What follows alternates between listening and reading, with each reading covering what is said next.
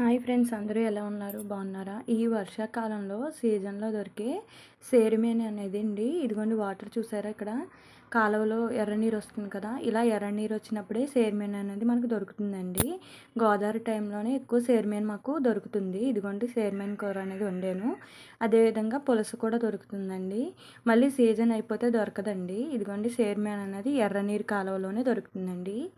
ఇదిగోండి ఆల్రెడీ దీని గురించి ఒక వీడియో కూడా పెట్టాను, చూడండి.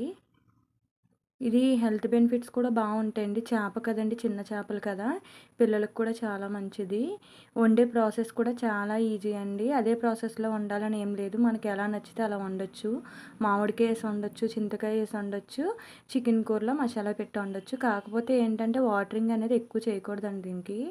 వాటర్ ఎక్కువ వేస్తే కనుక కూర ఆ చేప అనేది ఇడిపోతుందండి. అదేవిధంగా నా వీడియోస్ కనుక నచ్చితే లైక్ చేయండి, షేర్ చేయండి, సబ్స్క్రైబ్